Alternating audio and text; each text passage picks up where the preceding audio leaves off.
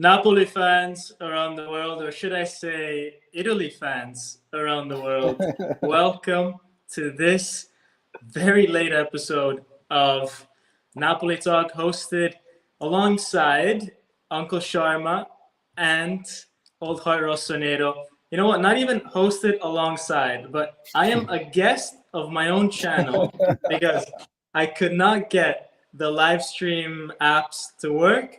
I had to literally give my login details to these guys, and they saved the day. They got the stream up and running, and that's the sort of team spirit that Italy needs because, goddamn, do we lack some talent, as Mourinho said, and it's gonna have to be all about team spirit. So, guys, introduce yourselves, but I'm sure these people in my channel know you very well. Why don't we start with Uncle Sharma? Yeah, no, thank you for having us on to your channel. And I think you need to change your password, by the way. Oh, yeah, for sure. But I actually changed it before sending it to you, so now Okay. I got to change it back. Yeah, so don't worry. Okay. No wonder I was telling Fabrizio, I was like, if this is his password, then it's the security is not very. Because I mean, Forza Napoli, something like this. Okay, shh, okay. But yeah, no, I do intercontent. Uncle Sharma has been on Dom's channel in the past, and we just recently collabed on each other's channel to talk about Antonio Conte, for me for Zielinski. But now I'm excited to talk about the Azzurri, which is the team that we're all going to support in the next few weeks. And you, Old Heart Rossonero, it's been a few months, no, since we did some together. Yeah, it's been a few months, but here I am. Supporter of the first team of Milan, AC Milan.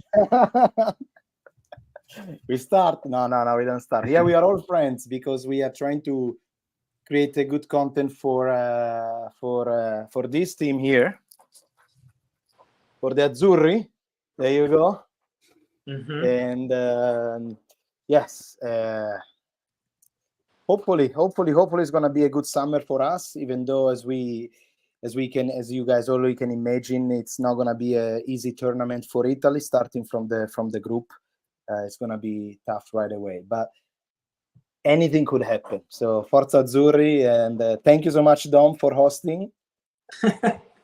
Thank you, Uncle Sharma, to be here. Thank you for hosting as well, Uncle Sharma, because I know you are hosting this. So. Yeah. Just for the record, like I literally do not have access to turn off the show. Like Uncle Sharma is the director, no? So no, guys, I had some stuff lined up for you. It was gonna be fun with what I had prepared, but we're gonna have to improvise a little bit here. So first of all, guys, I'm sure you're aware, Italy-Bosnia is live at the moment. Frattesi with the 1-0 at halftime. Beautiful goal. Assist from Federico Chiesa, next Napoli player, by the way. According to the news, no. So you heard that here first. That's good. That's good to see. That's good to see, guys. How is Italy playing? So I'm actually. I think I'm the only one that's actually watching the game on the side. I'm out. Yeah, I'm not watching it. Sorry. So yeah, I was telling Dom when in the background actually. Yeah, so Bellanova was not playing good. I was commentating to him. He started, and then at the back we looked a little bit shaky. But then up front, Frattesi was playing really well, and then he scored. Really good link up with Chiesa. But in general, not that great, to be honest. It's not. They still don't look very fluid with this new formation that Spalletti's trying to play, this 3-4-2-1. Yeah, Davide Frattesi, by the way, the guy who scored against Ukraine back in November, scored a double. He is someone that I think steps it up when he plays for the Azzurri. You know, like Uncle Sharma, you see him all the time with Inter. Do you think he's got a different level when he plays for Italy? Why is he so much more decisive? Or is it just the fact that at Inter you've got other match winners in Lautaro, and then in Italy, we maybe have a bit of a gap, and that's where Frattesi steps in. But it's not that he's actually raising his game. It's just more that you don't have a Lautaro there to steal the show. What do you think? Yeah, I think, well, first of all, he starts for Italy, which he doesn't actually do too much for Inter. In the league, he only started 4 games for us this past season, which is, when you think about it, how much money we spend on him is not a lot. So that's one thing. I think he gets a lot more minutes for in Italy. And I think he's given that freedom to just, he's not a very technical player. I know Milan were also linked with him in the summer. But he's not a very technical player. His passing isn't, top notch, but has that knack of just knowing he can smell a goal. He's got that, it's a very difficult thing to, I don't think you can develop it. And he has this natural ability of goal scoring. And I think with Italy, he's just, I think he's the top scorer in the Spalletti era as well, which, says a lot about our strikers. I know the Spalletti era is only, 6, 7 games, but yeah. 7 games, 8 games, maybe, yeah. Yeah. So, yeah, I think he just has a lot more freedom and confidence in this Italy squad, and he doesn't have Mkhitaryan to compete with. Exactly. That's what I will say. I mean, Frattesi doesn't play much in Inter because in front he got three of the best midfielder in Italy. So I mean, it's hard, and it's hard for him to find space, of course. But he got time. With time, he will come out at Inter for sure because it's a long-term investment. Sure, Mkhitaryan is 34, 35, something like this. So maybe in the next few years he's gonna have to change a little bit, give him more time. He's great. He's talent, man. He's talent for sure. Do you think he has won a starting place in this Euros, or what do we think? What do we think is his role in this Euros going to be? Is it going to be that extra man that Spalletti brings on, or do we see him as being a real leader up top in the attacking midfield position?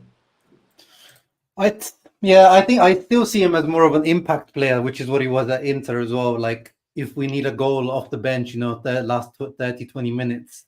As a starter, like, if Spalletti is looking to play a 3-4-2-1, then maybe yes, because he then can be this kind of marauding midfielder with this license. Because we don't really have. That's one thing. I don't know if you're going to talk about the squad later on, but there's no left-footed players or left-footed wingers. I don't know why he didn't take Orsolini. So yeah. He's not injured, Orsolini? No, injured. No, he's okay. Yeah. Oh, okay. So no. Obviously, Daniola was the one that got injured. So there's no left footer. So if he's not really a winger, but if that's the way Spalletti is looking to play, then maybe that potentially could be a starter. Like, if our strikers are not scoring, he's our best scoring option right now, right? Exactly. I'm just seeing the highlights now that we're at halftime because I was setting up before. It really does seem like Italy need a match winner because I'm not overly convinced on this team. And why don't we do talk about this team? So I think a good starting point is actually the team that we had in the last Euros, right? I was speaking about it with Fabrizio. Guys, in the last Euros, people were saying that the win came out of nowhere. I mean, if you actually look at our starting 11, it wasn't bad at all, right? You had Donnarumma in the form of his life. Di Lorenzo was explosive down the right. You had experience in Bonucci and Chiellini at the back. On the left, for half the tournament, you had Spinazzola pushing down that left. Incredible player, maybe the player of the tournament up until the semi-final. And then Mr. Palmieri stepped up nicely in the last 2 games. The midfield of Barella, Jorginho, Verratti is one of the best midfielders in all of Europe. Obviously, Verratti doesn't play with the national team anymore. He doesn't play professional football anymore. Yeah, with where is he, in Qatar now? Yeah, Qatar, not even Saudi. But even made it to Saudi. That's bad, man. If you don't even make it to Saudi. And then we had, look, everybody, makes fun of Chiesa, Insigne, Immobile for different reasons. But Chiesa in that tournament, he was like Donnarumma in the time of his life. Insigne was off the back of a great season at Napoli.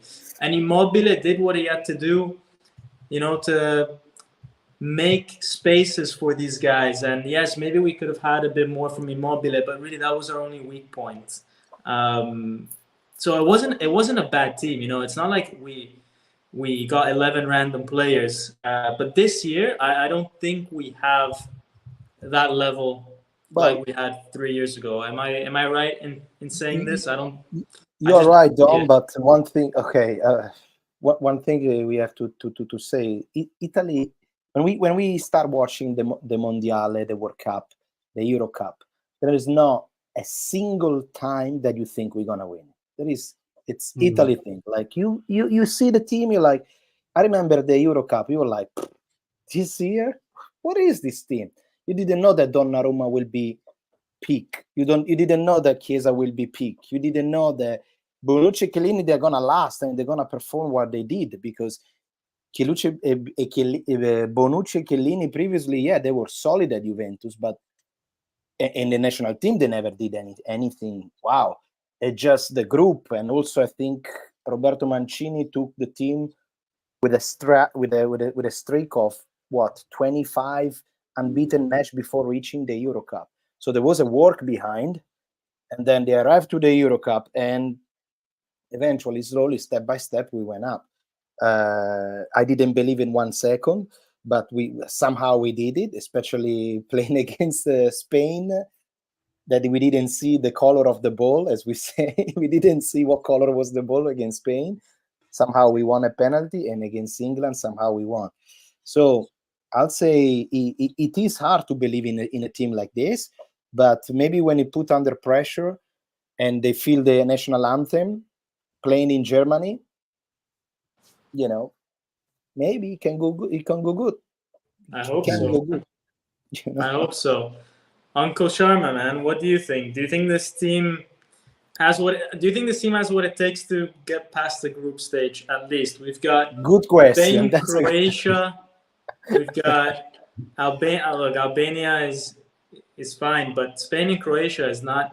It's not going to be easy.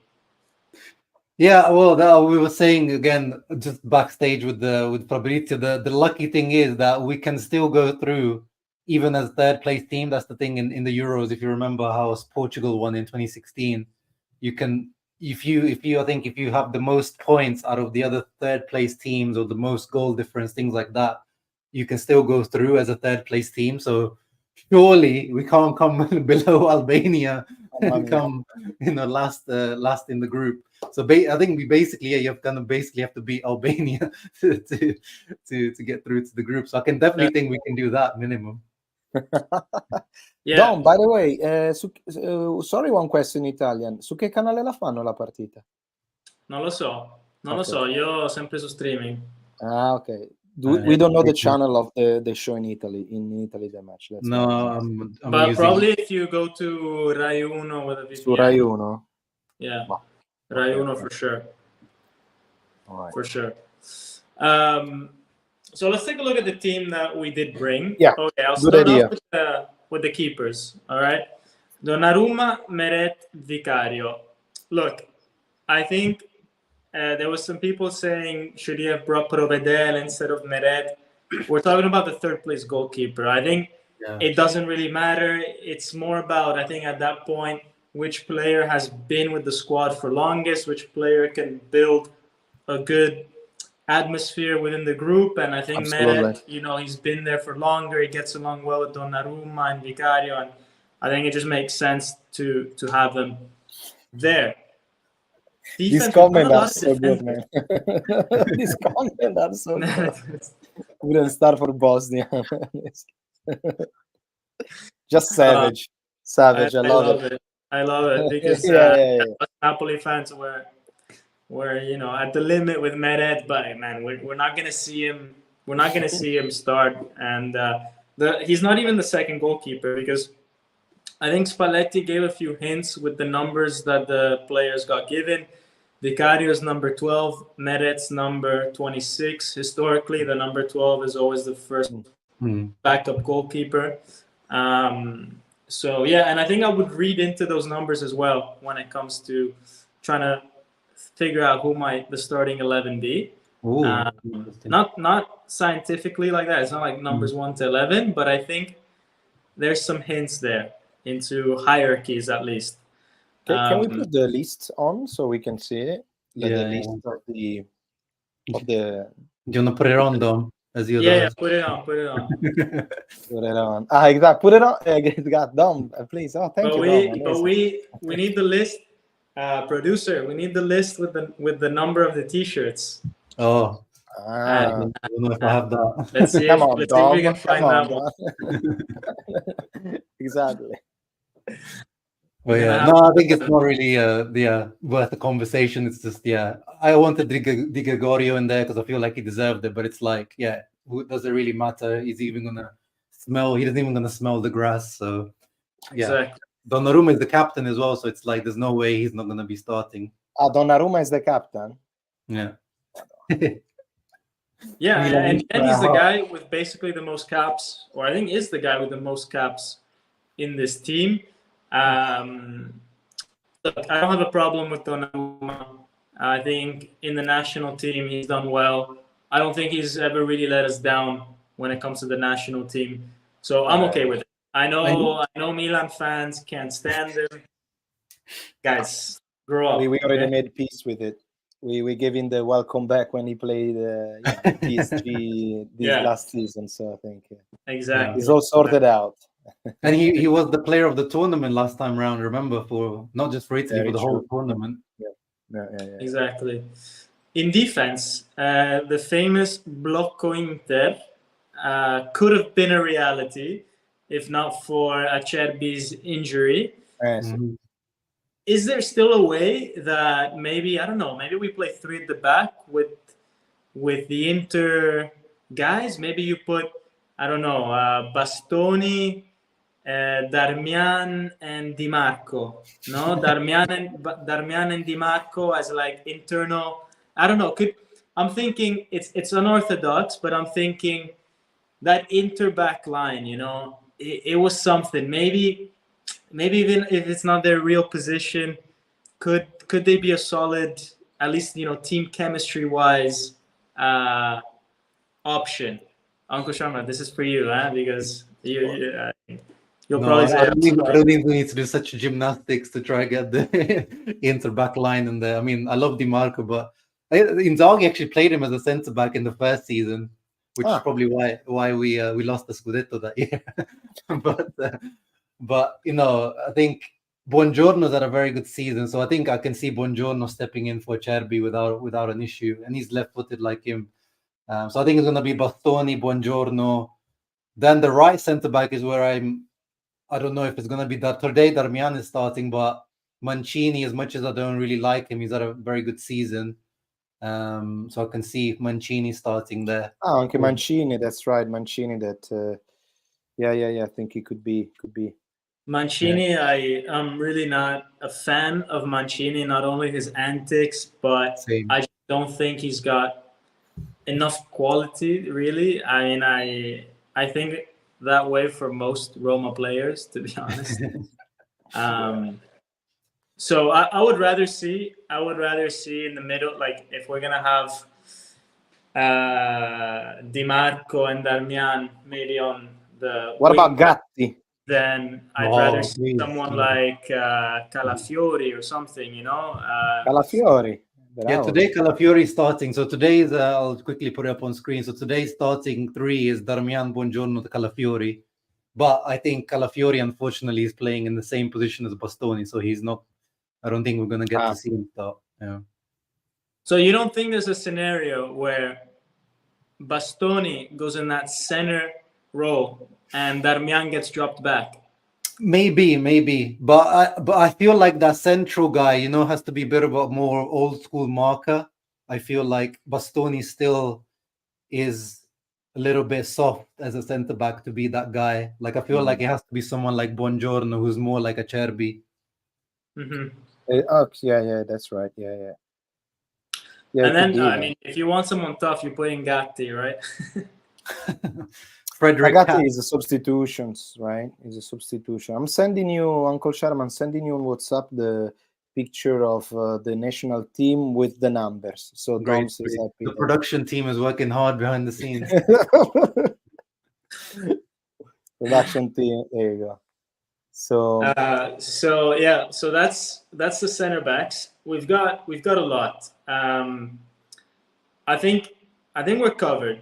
Either way, whatever Not true. Spalletti decides to do, I don't think we have a problem in defense. No, I'm quite confident that actually, like I would say, our defenders are stronger than England's, for example. big call. No, yeah, I mean, when you think about it, England's defense, who do they have? Like the centre backs, it's They not have very good. Stones, and that's it at center Yeah. back. And the other guys are playing, for Crystal Palace, and these. It's like I honestly would rather have our defense than England's, to be honest. And we've got a better goalkeeper for sure. Yeah. Mhm. So yeah. Okay. I can't find the list with the numbers, Dom. It looks like impossible to find. Maybe they did it on purpose for you to not find it. But I can't find it. So I think, look, guys, I think keeper, defenders, I'm happy. I 100% agree with Spalletti's choices. Do you think it should be 4 at the back or 3 at the back? That's like one of the big questions. I think it should be 3 at the back. These players, looking at that list, these players mainly play 3 at the back. I think we've got the quality, the know-how to do that. We've got wing backs that can play as the 5th and 4th player. So I think it just makes sense. I think it would keep everybody happy. I think playing at 4, it's a bit too different. Apart from Di Lorenzo, really, like everybody else who's gonna probably start has been playing at 3 at the back. Yeah. So you play with a 3-5-2, right? I would even try maybe a 3-4-3, but I have a feeling it might be a 3-5-2. So maybe that's what we're with playing today, 3-4-3, 3-4-2-1, however you want to call it. Yeah, 3-4-2-1. That's what Spalletti played in the friendlies, the last friendlies as well. Okay. So I think that's pretty much going to be the formation because he hasn't tested the 3-5-2 yet. Yeah. Ooh, okay. The only problem I have with that, well, we will analyze it when we're talking about the strikers, is because you have a lot of you have a lot of prime punte. Yeah. Beside Chiesa and El Shaarawy, the others that are all prima punta, so it's going to be hard to substitute the wingers, but that's okay. Let's keep going with the midfield. I don't see any Milan player here. How come? Because Tonali has a match ban from betting. And your captain is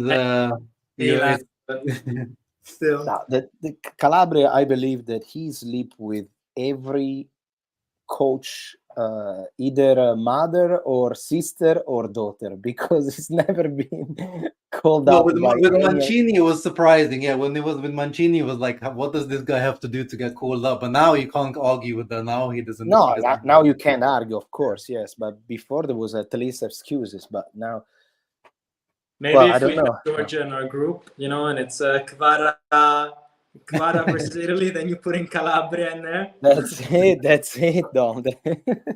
One specialty. One special, yeah. Well, I'm happy with the choice. Honestly, with the that's the thing that a little bit worry me about when I talk about Milan in generally, is that we don't have any.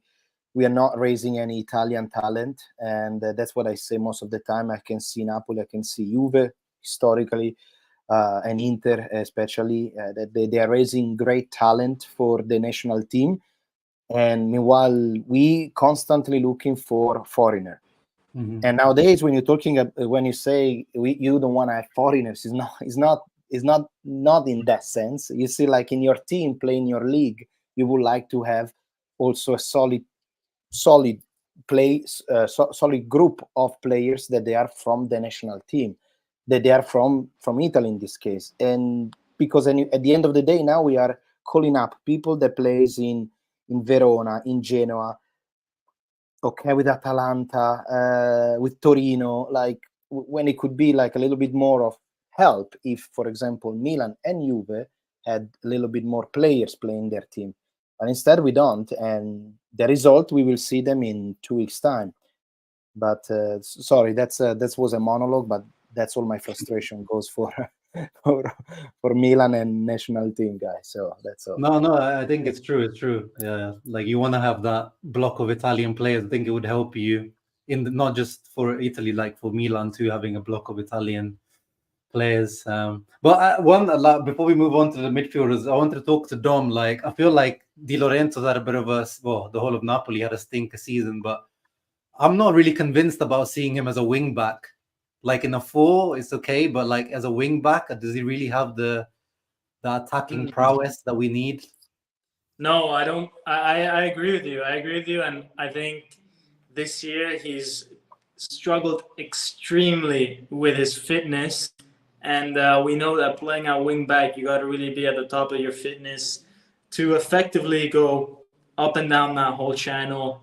I don't think Di Lorenzo is going to have a good Euro. And I think we're going to see a lot more Darmian than maybe people are expecting, to be honest. But Dom, what's happened to Di Lorenzo? Why I heard at the end of the season people they were booing and him, the people they were not happy, fans that were not happy with what's his name with Di Lorenzo. What's happened? Because he didn't play good? Because did he say something wrong in a press conference? No, he just didn't perform. So this year, guys, there was, I think, a lot happening behind the scene that we do not know. And in the last game of the season, or right before it, the agent said that Di Lorenzo wants to leave because he doesn't feel the trust of the club anymore. Because De Laurentiis said, everybody's for sale. And Di Lorenzo said, everybody's for sale. Okay, so you don't trust your own captain, no? Or you don't believe in your own... And so he took it very personally. That's the story coming from the agent of Di Lorenzo. I don't know if that's actually what's been happening behind the scenes, if there's other things out there. But it seems like just mentally, he's checked out like the rest of the team. I'm not sure these Napoli players are in the right mindset to enter this Euro. Although this could be a great chance for them to sort of flip the page and maybe they bring an enthusiasm and say, I'm so glad I'm not in Napoli anymore. Let's go. Also, because when they come back home, they have the Sergente Conte and is gonna let them start running and screaming. It's gonna be a tough time. Exactly. But I wanted to bring up this donation, guys, from Napoli Nation TV. Thank you for the $4.99 donation. Amazing. It's going straight to my bank account this time. This has to be transferred over. But wow. he's asking. Yeah. He's asking, where do you rank BG? What does he mean by BG? Buongiorno. Oh, buongiorno. Where do you rank Buongiorno? Buongiorno, it's a great defender. Buongiorno, what I'm really impressed with is, he's 20. Since he's 23, he's captain of Torino. No, that is an incredible achievement. Whether you can argue how big of a club Torino is. They're in the mid-table, but still, it's a huge institution, regardless of where they are in the table. He's proven that he's a solid defender. And there's a reason why Conte is trying very hard to get him. I think Buongiorno, while he still has to prove it in the top level, let's see how he might potentially play in the Euros. I think he's got all the minerals that are needed. Now it's just a matter of, can he actually do it on the field? Oh, Scamacca just tried to score with a Rabona, by the way. Ooh. But Buongiorno, Cairo is asking like 40 million for Buongiorno. Yeah. I mean, yeah.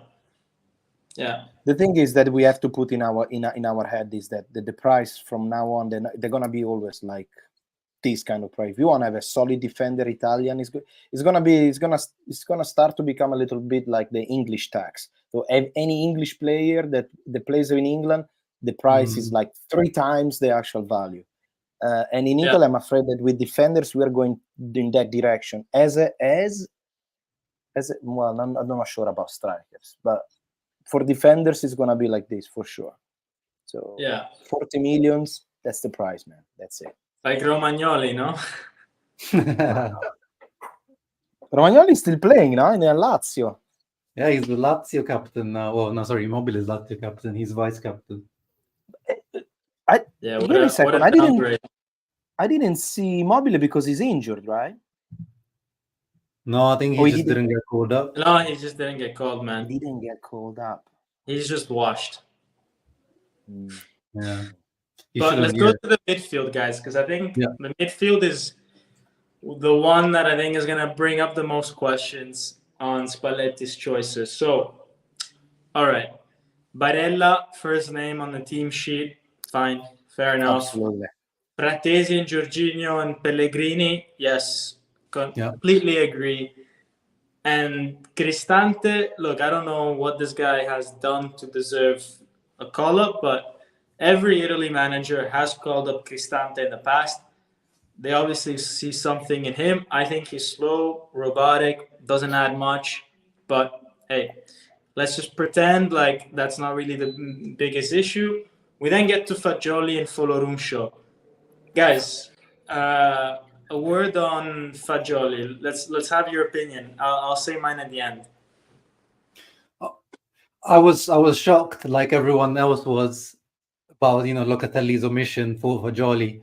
But I'm a big Spalletti fan, and if Spalletti sees something in him, because I haven't watched enough of Fagioli, but if Spalletti sees that this guy has something special and is like this wild card pick, then I trust in Spalletti. Yes, but I don't know. It's gonna be a challenge.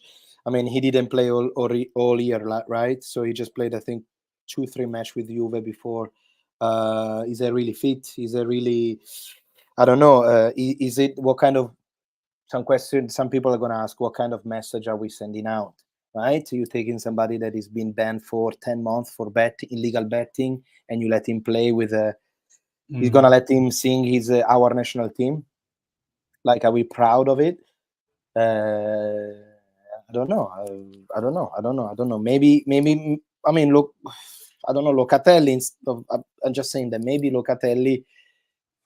That he's an okay player, but at least he's been, he's been performing all year.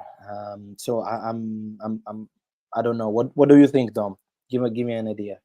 Yeah. So, look, at the end of the day,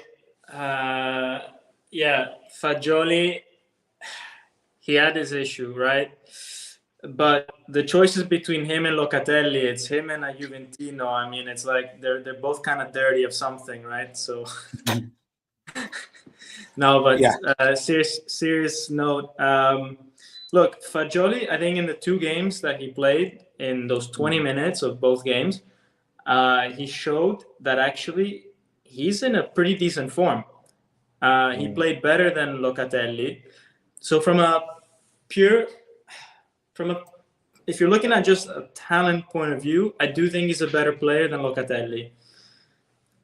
Okay. Whether he's deserved the call-up, I'm not so sure. But I don't want people to focus on the match betting side of it. You know why? Because in 1982, 40 years ago, we won a World Cup with Paolo Rossi after he was disqualified 2 years for match betting, and he ended up scoring a hat trick against Brazil. You know what I mean? Like, guys, like let's not pretend like this isn't something that has benefited, or we've not benefited from a similar situation in the past. I also think, look, he put some bets on games that were not even the ones that his team was playing in. So I I think don't let's know. I don't know. contextualize it. He didn't kill anybody. But Like no. But what I'm saying is, look, if he was someone that like beat his girlfriend or something like that, then I wouldn't want him near the team, right? Like if he Mason was a Greenwood. violent person, if he was match fixing his own team, I wouldn't want him there. But at the end of the day, he's a guy with, let's say, a disease that really only affected himself. No, it was his own. It didn't really affect his teammates, anybody else. He paid the penalty. He went through rehab. He paid the price. So as far as I'm concerned, he's clean now.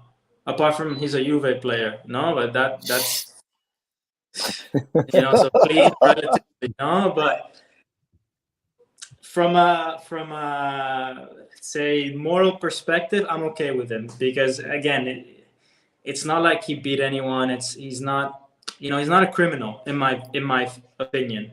The only problem I have is that he played 2 games, and it's maybe frustrating when a guy like Pessina, who's Monza captain, played 38 games, was a protagonist at the last Euro. Maybe he deserved a place more than Fagioli. But I'm just saying from a purely football point of view, and again, the whole match betting thing, for me, it's something from last year. Like he's paid it. Yeah. All right. Well, I was just thinking, who remained from the Euro 2020 from that tournament? Who remained? Who's in the same? Donnarumma, Barella, Cristante, Jorginho, Bastoni, Di Lorenzo, Meret. Chiesa. Chiesa, Raspadori, and that's it. There are a few. Okay. There are a few, yeah. But a lot of these, some of the like Raspadori, I didn't think he played. He played like 10 minutes, and like some of these guys, even Bastoni, I think he only played like 1/2 of the tournament. Okay. So it's quite an inexperienced squad in tournaments. And do you guys? Do you guys know much about Foloruncio? Yes. Yeah, Napoli player on loan to Verona. It's a great story, guys, because he was 2 years ago in Serie C, last year in Serie B, this year, first year in Serie A. And he's a player that if you just look at his stats, you think he's a solid player. He's got the stats similar to the level of Pessina, Colpani, like these kind of players that you're like, maybe I put them in the squad, like 6-7 goals in the season, a few assists. But then you take a look at how he scored those goals, what kind of assists he made, and guys, he scored against Roma, against Juve, not penalties.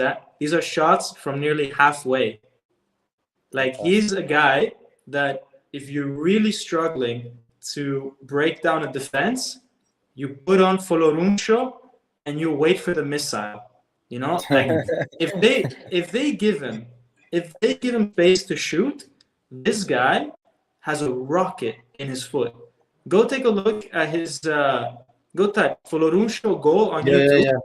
He's got like 2 nominations in the Serie A Goal of the Year. Yeah. And it's not one, it's 3-4 goals this year like that. And he's a guy that has the lungs, to really, I think, match the typical, let's say, English midfielder, the box to box midfielder. He's that type of guy, maybe not super technical, but when there are games that maybe are going into extra time or something like that, I wouldn't mind seeing Foloruncio there just to help us cover the gaps a bit more when other players' legs are getting tired. So I think he's a smart move by Spalletti. Yeah. We'll see. I don't think he'll play much. I think again, it'll come down to when it's extra time, if we get to that stage of the tournament. If you exactly, if you get to extra time, if you get there. But... Especially now that if this is going to be this 3-4-2-1, then it's really 2 center mids really. If this is the formation that he continues with, so he can play as a number 10 as well. With Verona, sometimes he played right behind the striker. He's a very versatile midfielder. Again, I think the best use of him is to play him in between the lines, get him a few yards of space, and release the cannon. That's kind of the secret weapon that I think a lot of teams might not be ready for. So yeah, interesting how that goes. We will see. And what would your 2 starting midfielders be if he does continue with this 3-4-2-1 then? If he Show me the list, please.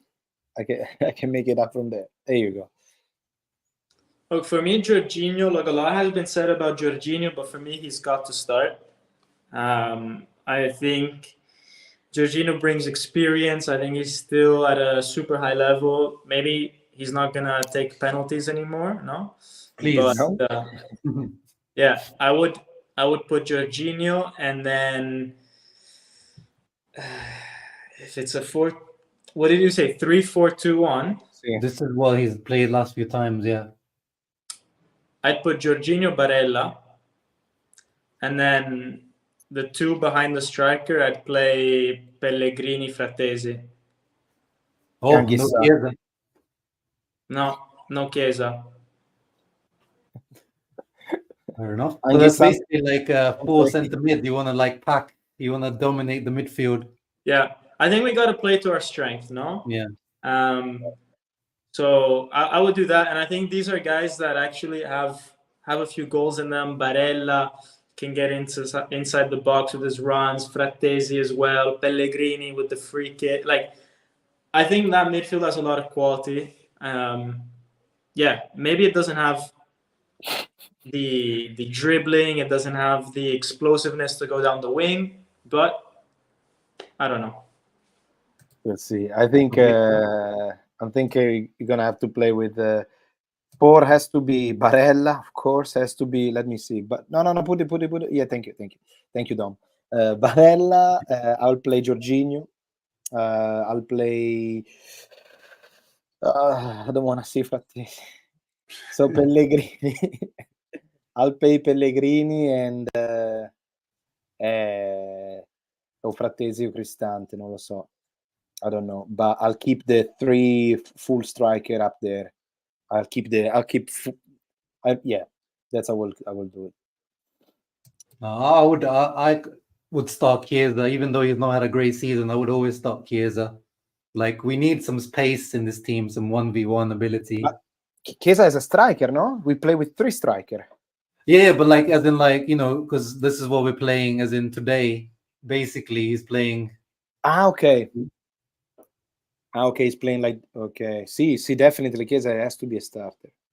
Even though, if you think about Chiesa on a tied second half, he can destroy the other team. He's your best player, and as Pioli teach you, the best player always has to play. So Chiesa always has to play. That's it. So I think it's also important to remember that whatever we start the tournament with, it's very rarely going to be the same 11 that is going to turn out to be the best. No, I think Spalletti is still very early in his phase as Italy manager, and I think there will be a lot of learning that happens throughout the Euros, no? And we saw it to some extent with Mancini as well. When he was, 25 games unbeaten, he was still tinkering with the team. For example, we had Florenzi start, but then Di Lorenzo took over. So Spinazzola wasn't always a starter as well, and then in the tournament he just exactly. So I think I know we weren't talking about the first game, but we were talking about in general what would be our best 11. But I just want to say whatever Spalletti picks might not be actually the strongest 11. It might actually be a very weak 11 because our first game is against Albania. No? So you think it So- should be easier? Maybe Spalletti says, look, I mean, we have Spain, Croatia coming up. I trust Raspadori enough to start against Albania as a striker, and I save Scamacca, and I save Retegui, maybe. Or maybe you play the starters and you win 5-0 and you get everybody hyped up. I think Spalletti has a very tough choice to make. So let's say you guys were the coach. First game is against Albania. What approach do you take? Do you go conservative? Do you put your best 11? Win. Need to win. 3-4, whatever we can bring home. I'll say bring it home, because it might be really the only victory that we get in it. If we get a victory, imagine the feeling of drawing against Albania, and then psychologically, then later you're gonna have to face Spain and Croatia. Yeah. You're gonna look back, say, "Fuck, we didn't score against Albania. We're gonna score now against these guys." I think it's better to leave it. I mean, the football, it's a sport that sometimes has to be played with it. Sometimes, most of the time, has to be played with enthusiasm, and the enthusiasm is generated by victory. And victory, if it's called Albania, if it's called whatever, you have to win it at least the first. I will go full on, trying to win and try to have fun. And then the other two, they're top 5 in the world, top 6, I don't know so I'd say go with the victory. Don't try to save up energy. Yeah. I don't know. Allow 3. I would try to go like a 3. Yeah, I know he's probably not going to do it, but like I would try 3-5-2, have Scamacca and Raspadori up together, or Scamacca, Retegui, like both together. Like first game, just like try to destroy Albania. Is like have fun. Yeah. What do you think, Dom? I don't know, man. I think I would disagree, to be honest. I think it's a good chance to give some minutes to guys that maybe might not get the chance later in the tournament. I think I'm scarred by that 2012 Euro where we reached the final against Spain and we had used the same 11 every game, and in the final we lost 4-0 because we were dead. I remember even Thiago Motta, like 2 minutes that he was playing, dead. Had to get subbed off. But that's the thing. We don't know what our starting 11 is really at the moment, so we don't know. But we know. For example, Raspadori is not going to be our number 9, right? Yeah, for sure. So I would say give these guys, I would start Gatti, I would start Raspadori, I would start guys that honestly they should be able to come together and beat Albania, and then maybe in the second half, once you've got the result in the bag, then I would put the starters to sort of just settle into the tournament, but so you don't get them to have the first impact straight up against Spain. But what if I would give the majority of minutes to guys that they might not be, let's say, the so-called starters, and save the starters. For Laruncia, by the way, just came on for Frattesi. There you go. That if I knew the channel, that would be amazing to watch right now. But I don't know the channel. If anybody is Italian in the chat, can you tell me where are you watching the match, please? Thank you. But Spalletti at Napoli, Dom, wasn't he always pretty much starting the same lineup and then rotating if you guys are winning 2-3-0? He strikes me as the typical old school Italian manager that would start the same exact lineup every single game. Yes, and I think that's also a bit of the problem that we had this year, that I think the players, just from a physical point of view, were also spremuti, in Italian. They were squeezed by Spalletti a lot, both mentally and physically. You're right. Spalletti is not one to change things a lot. But let's see. This is a tournament. 7 games in 1 month. again, he's not maybe had the chance yet to really determine what his best team is. So he might do a bit more tinkering than maybe if this was the second or third year that he was in charge. But yeah. What about speaking of Spalletti, guys? How important is this tournament, do you think, for Spalletti's image as Italy coach? For example, if we exit the group, okay, I don't want to think about it, but let's say we exit the group. Sì. Will people start to question Spalletti as Italy's number one coach, CT?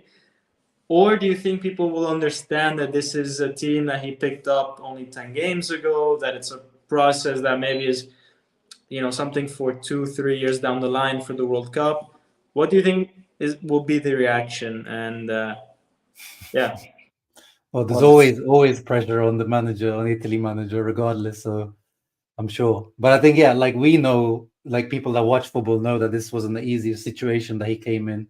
But I'm also I hope that people are looking towards the World Cup as well. So even if we fail at the Euros, I think, especially with the age group that we're in, with a lot of these guys at 25, 26, we should look to the 2026 World Cup, actually qualify for sure, first of all. And then That's it. build towards that, rather than maybe this Euros is slightly too early in this project.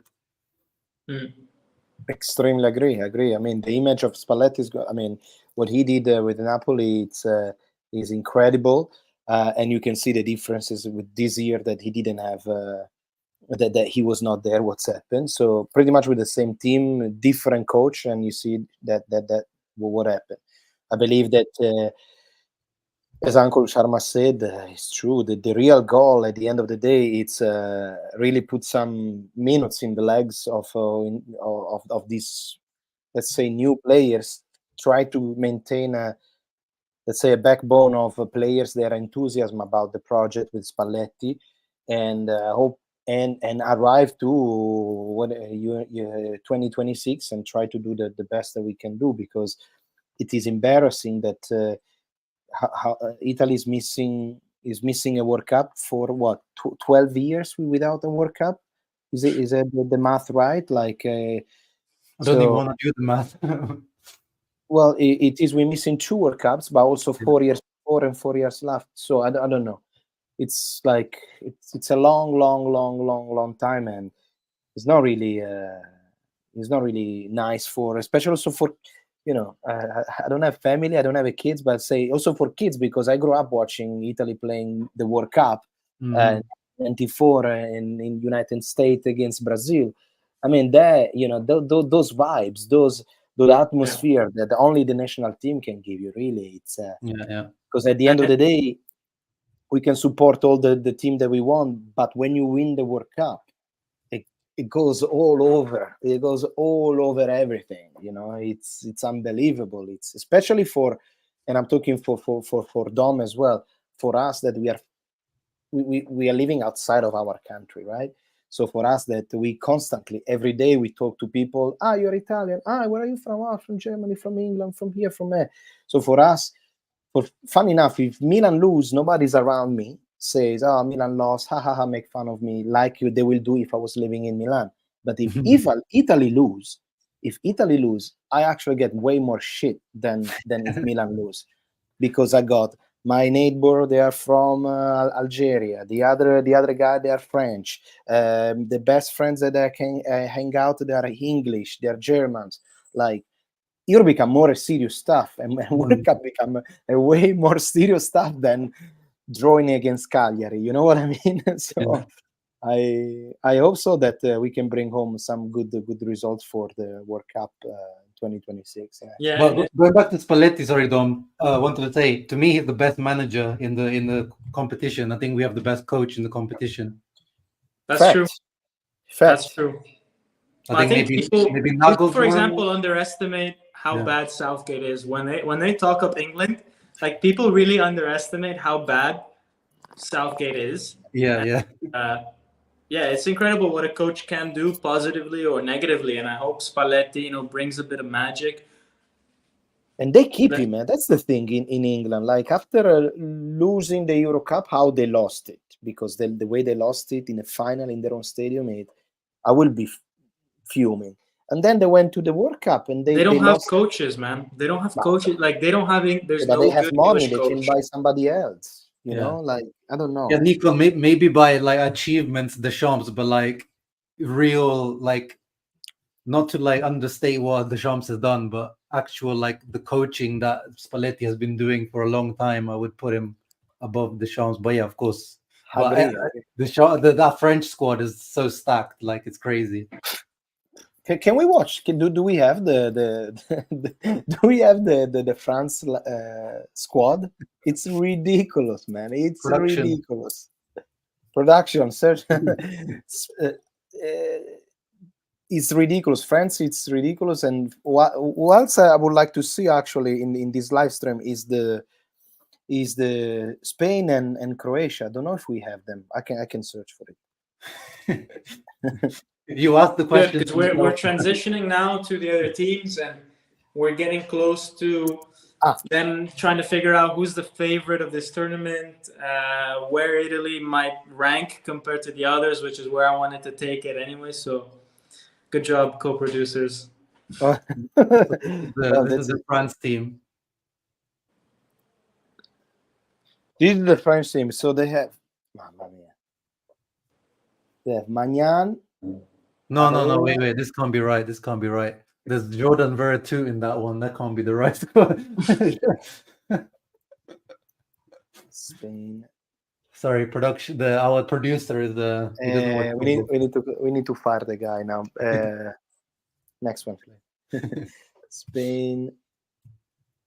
But we were finishing. So Italy squad. What about the strikers? We talked about all the others. How about we finish on the strikers? Yeah. I mean, we're struggling for strikers, so I don't really have any issue with the guys called up. My only issue was Orsolini.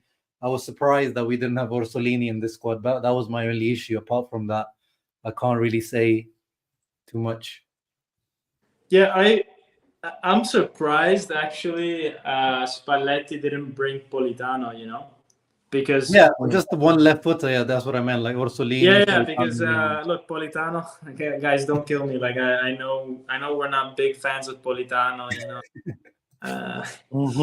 But at the end of the day, it's someone that Spalletti knows. It's someone that I think has the right experience at international level. He's played the Champions League. Like I feel like all our strikers are just kind of inexperienced, Okay, Scamacca's won the Europa League, fine.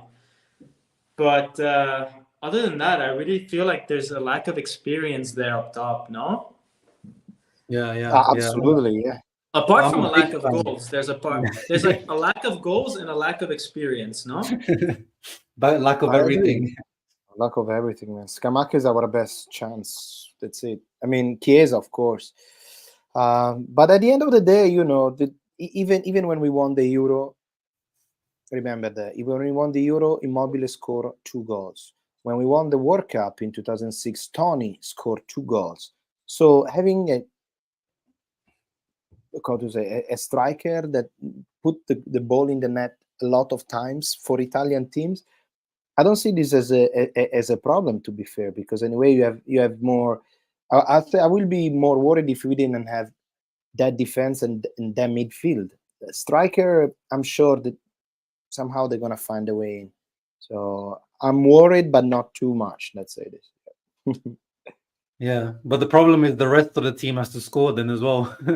So apart from Frattesi, who's scoring, that's the problem from midfield. But yeah, I think this is a great chance for one of the Italian strikers to really say, guys, I'm in the picture too, no, and really tell the rest of Europe that, hey, I exist. And I think Scamacca, Retegui, they have a great chance. They come as kind of unknowns in this tournament.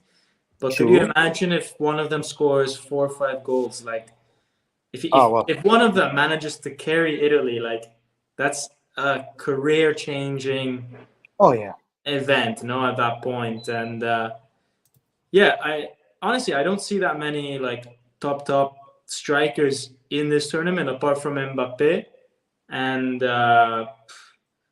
Kane. guys, look, Kane and Mbappe. But apart from that, there is also just in general a lack because Portugal, Ronaldo's not the same as he once was. No, and they've got Gonçalo Ramos who has struggled at PSG. France, I mean, they've still got Giroud. Look, old heart. I mean, Giroud is a great striker, but it's strange, no? But okay, you bring fine, yes, I agree. But you bring Spain him. doesn't have a great striker either. They're gonna rely on these like false nines and I don't know. I like Spain will have Morata. Like Morata guys. Come on, I would rather 2024. have Scamacca in my opinion. Yeah. No, that's what also gives me hope is like apart from France, really, there's no really stacked teams. There's no like teams that you play like, oh my god, like this is crazy. Like, I think that's the level of football these days. That's the same I feel like with Inter or like Italian teams in the Champions League is like you can have your chances against most teams these days. Like I think the level of elite football, there's no super crazy teams anymore. I feel like because the world class talents, there's just no special talents anymore. It's more spread more evenly across now. Uncle, I'm sending you some some stuff, some lineup. I agree on what he said. There is one exception that I think it's called France because we look in France lineup. It's lineup. Yeah, so except France. Except France because lineup every from the goalkeeper to the defense, strikers to the midfield is like better than any other teams. It's ridiculous. So and the depth, like they can make two teams. They can make two teams, and that's it. Really, I'm trying to find the lineup now for France, but that's yeah. Yeah, so I'm going to bring up the Croatia. Let me bring up the Croatia line. What is it? 1 second, and here we are. So yeah, I mean, speaking of strikers, they still have bloody Kramaric up front, Petkovic, Budimir, who's like a Serie A flop from like back in the days. Perisic, who just came back from his ACL.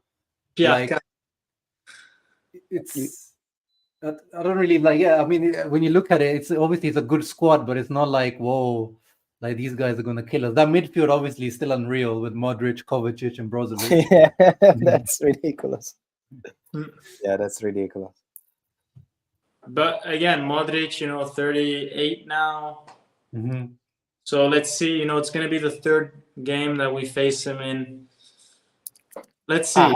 How's going to be the sequence? It's going to be Spain and then Croatia, and that's France. Albania, Spain, Croatia. Yeah. Albania, Spain, and Croatia. So first match is going to be Spain versus Croatia. Wow. Yeah. Whoa. Wow. That's a good one. That Spanish team is strong. I think they've got a lot of good youngsters. I think that Spanish team can do well. I think here in Spain, they are underestimating their own team. They're saying how they're not ready yet. But I don't know. I take a look at that Spanish team and it's not bad. I think it's not bad. I think they have the same weakness as us, as they don't have like a super strong number 9.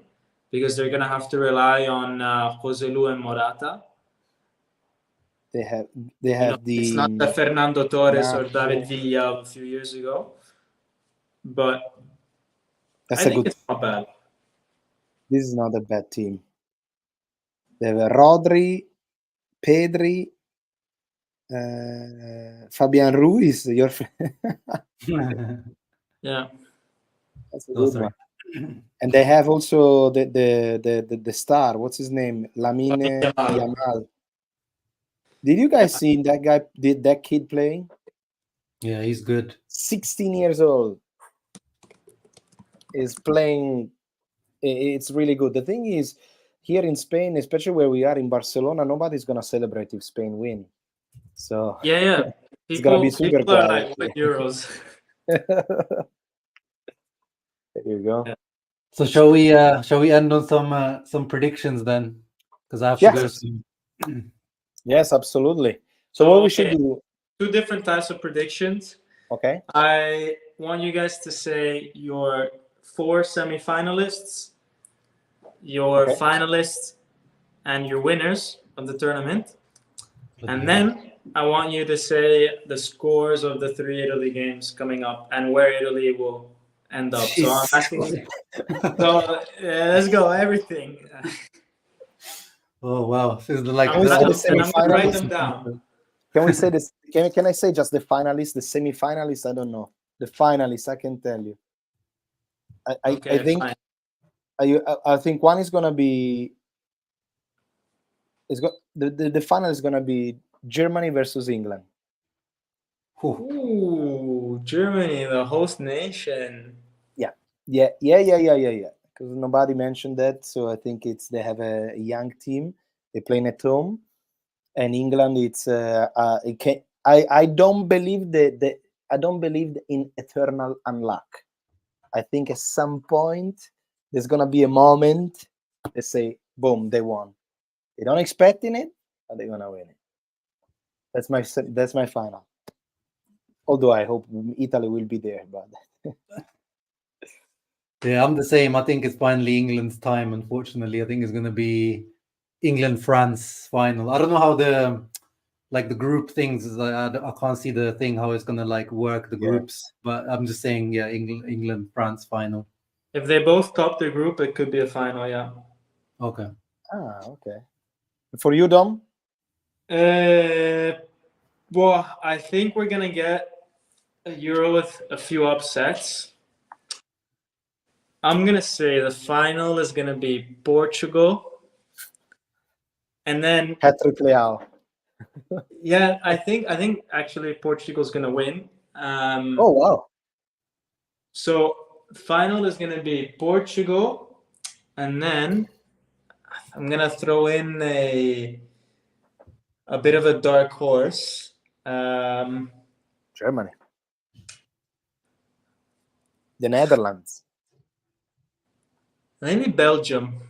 You know why? Ah. I think, and here's why. How funny would it be the year that finally no one's talking about the golden generation? Finally, they don't have that kind of pressure, that maybe they end up doing something. So I'm gonna say Portugal, Belgium, I and like that. I'm probably super wrong, but this is not really so much what I believe. It's more like what I'm hoping. Obviously, Italy aside, it's what I'm hoping would happen, because I don't want to see France, Germany, or England. I mean, it's too predictable. Who's gonna win Copa America? There, it's gonna be Brazil. Oof. Yeah. Yeah. Uncle Sharma? Yeah, let's give it to Brazil. I hope so. Yeah. My dark horse, as Napoli Nation TV has asked, thank you again for the donation. I'm going for Georgia. I'm thinking Kvara has an amazing Euros. He's going to be like the breakout star of the Euros, carrying Georgia. There you go. How far will Georgia reach? I think they can go like a quarter semi or something like that. Ooh, semi? No way. Okay, quarter. Yeah. And guys, what about Italy? Yeah, I think we can get to like a quarter, and I'll be happy if we get to like a quarter final as well. I'll be pretty happy with that. I agree. I will be happy if we come out already from the group. That means already I will be already happy. Anything happen afterwards is just a gift. So why not? I'm gonna say we finished third in the group. We qualify as the worst third place team to qualify, because I think 6 of the 8 third place teams qualify. We're gonna be the worst, because I think. But here's why: because I think we're gonna steal points from each other, like Croatia, Italy, Spain. We're all gonna take points from each other, and so none of us are gonna have crazy high points. So we're actually gonna play well, but barely scrape by. And then I think, everybody's going to be like, Italy, the worst of the 30. And then we're going to go to the semis. We're going to go on this crazy run with Raspadori, hat trick in the quarterfinals, and then I wake up. That. I love that. I'll be so happy with that. Yeah. I'll take that. Well, yeah, and I think against Albania, I think we'll draw. I think we'll draw all 3 of our games, to be honest. Oh, so Portugal 2016 vibes. Yes, no, 100%. I'm going for like a really underwhelming group stage, but like not bad because we didn't lose. And then we have this great round of like knockout round matches. Classic. we're just missing our Cristiano Ronaldo, isn't it? Yeah. Just missing our Cristiano Ronaldo. Well, that's good. That was a good prediction. Let's see, guys. Thank you, I guess. Then are we anything else that anybody wants to add for this Euro preview? I think Cambiaso is going to be my best, or he's going to be the Spinazzola of the tournament for Italy. Ooh, okay. I'm gonna go with Foloruscio just for the loss. Old hot. One surprise package player that you think is going to surprise everyone. Somebody that's gonna surprise, man. I don't know. I honestly have. I'm not. I'm not that excited. So I will say, because if I say Chiesa, it's normal, right? Just say a name. Jolly. I'll say it's Gigio Donnarumma. He's only surprising you and Milan fans. Yeah, it would be. Oh, he's actually good. Okay. Yeah. That's it. Awesome, guys. Awesome. Well, Dom, thank you so much for invite us for this beautiful live stream with all your beautiful fans and that are chatting, sending message.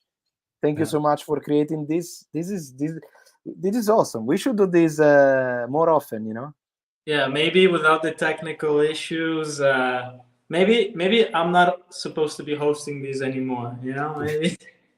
Well, as I said, if you guys, if you want to join me on my channel for post-match reactions for the Italy games, then you'll see all 3 of us together. That would be good. Be good.